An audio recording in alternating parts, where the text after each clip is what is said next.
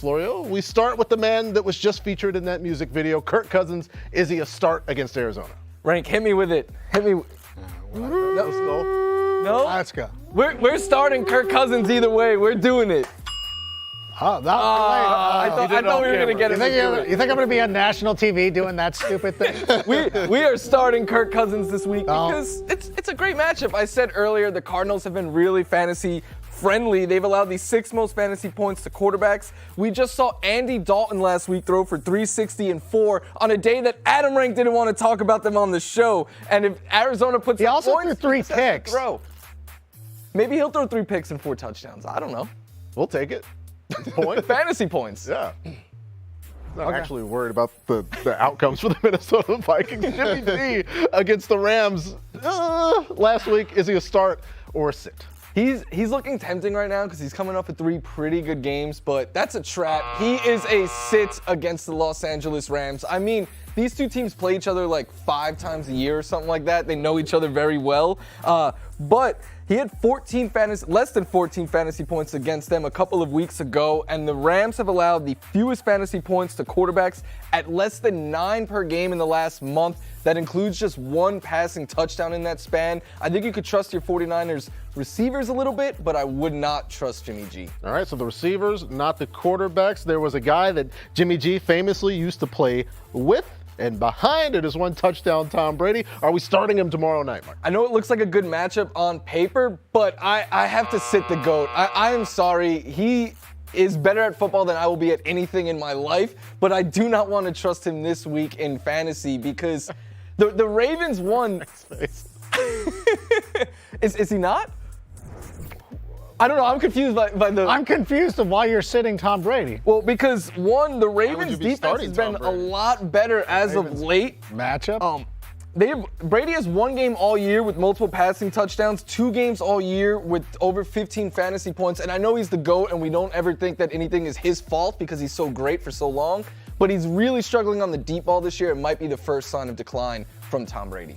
Yeah, last week was a real struggle. I have to think a lot of people are making this decision and probably making the same one you did despite Rank's incredulousness. Devontae Smith, as we switch to wide receivers, taking on the Steelers. Is he a start? I love his quarterback. I said that last segment, and I like Devontae Smith a lot this week. I think he's a player that you want to get in your starting lineups.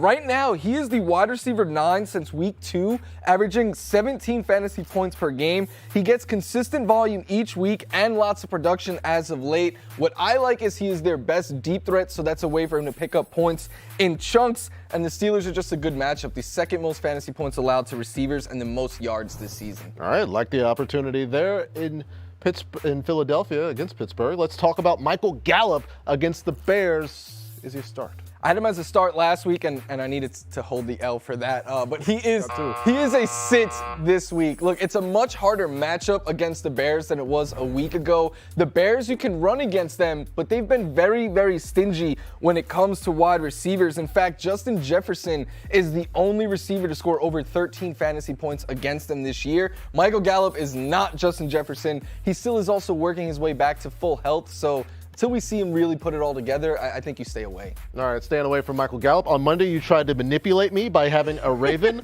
on dropped. It was this Raven, Rashad Bateman, so you have to be starting him since you made the case to keep him on the team, right? I'm certainly not dropping Bateman yet, but I'm also certainly not starting him just yet. I think he is a sit. He is a person that you need to keep on your bench until he shows signs of life. He has not scored double-digit fantasy points since week 2, and he's averaging just 6.3 points per game in that span. He has just 2 games all year with over 5 targets. Like, I think he's very good. I think he can be used all over the field, but until the Ravens start using him that way, I think we have to keep him on our bench for now. All right, so bench for Rashad Bateman. We've got more with Mike and the starts and sits, the tight ends and the running backs coming up, but running back the streets, it's tough right now. So you need more running backs. So let's go over to Marcus and Adam. It's David Montgomery against the Cowboys. Make him mad or happy. I'm going to need Rank to earmuffs right now.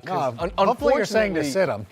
I think David Montgomery is a sit this week. It's nothing against Montgomery. It's just the fact that it feels like it. It's just the You fact called that him. I don't know where he's going with this, but Montgomery is splitting work with Khalil Herbert right now. Like, that's just what's happening. And last week, we saw them split the carries, but it was Herbert that got all of the running back targets, and we know how valuable targets can be. He caught one pass. But he's the one getting the targets, and then Justin Fields is running now. He took the red zone touchdown away. I think a floor for David Montgomery now really is in single digits, and it's a tough week because the Cowboys have allowed the second fewest points to running backs, and that includes just 2 touchdowns all year. So he might not have that touchdown to salvage his day. It's a tough spot because we've been chronicling the issues with people finding running backs to have to sit David Montgomery. A lot to deal with for some folks. Let's go to Deontay Foreman.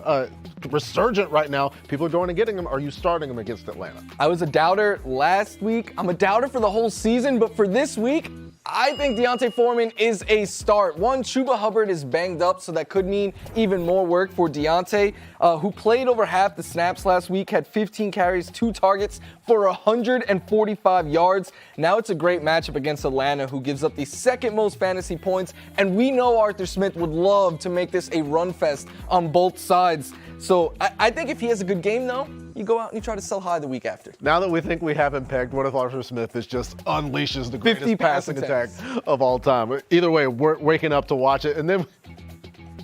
Oh, I love this. Oh no. Melgo! So I honestly, because I did not think this was going to stick, Rank has made this happen. I've seen people call him Melgo. So apologies to Adam Rank, you did it. Thank you. He's now. That's one of my crowning achievements. Outside of the kids, of course. The kid's Melgo. He's got his nickname in his Twitter. He goes by Flash, but Melgo's a thing. Right. Are we starting him regardless of the nickname? He's a go, Melgo, but he's not a go in our fantasy lineups right now. Unfortunately, he is a sit. Things are just going too rough in Denver. He is splitting work on a team that is not scoring a lot of points. They are running a slow-paced offense. Melvin Gordon, or Melgo, has 7 fantasy points or less in 3 of his last 4 games. It's a good matchup on paper, which may make him seem appealing, but I think it's a trap. I would stay away this week. That's a trap. All right, we'll leave Melgo and go over to some tight ends, starting with TJ Hockenson, who was so good at the start of the season. Slowed the past couple weeks. What are we doing with TJ Hockenson?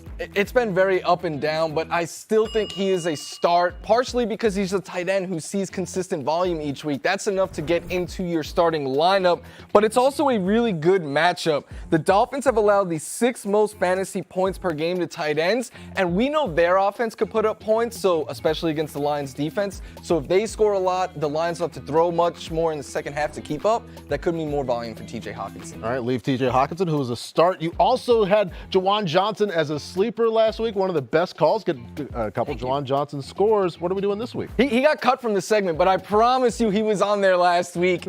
We are once again starting Juwan Johnson coming off of his 2-touchdown day. He could just continue to build off of it. And I know a lot of people think he came out of nowhere last week, but he actually saw 6 targets the week before. He's played at least 75% of the snaps the last 2 weeks. He is just getting more usage as the Saints receivers are super banged up. And he has another good matchup against the Raiders, who have allowed the 4th most fantasy points per game to tight ends, including 6 touchdowns. It's tied for the league lead against the team that he just scored 2 against last week. All right, start for Juwan Johnson, 2nd week in a row. What about Bob Tonyan? Big Bob, Packers offense struggling right now. Do we still start the tight end?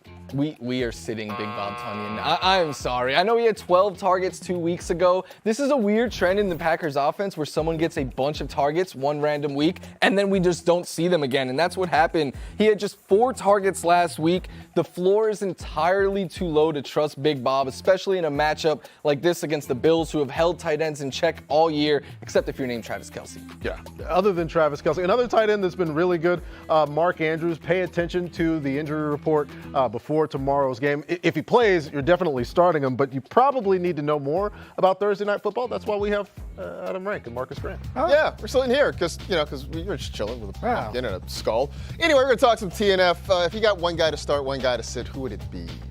How about Lamar Jackson? Sure. I only say because we got a question on our Q&A show. Sure did. Somebody was asking about Lamar Jackson. Do we have to address this?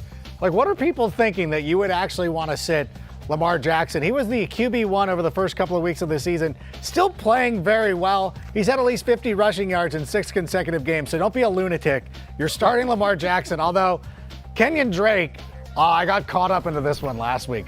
I started Kenyon Drake, still want to I want a matchup where I started Kenyon Drake and James Robinson, lost one where I started Kenny Walker, Aaron Jones, Breece Hall, and the Cowboys defense. But whatever, fantasy's not stupid at all.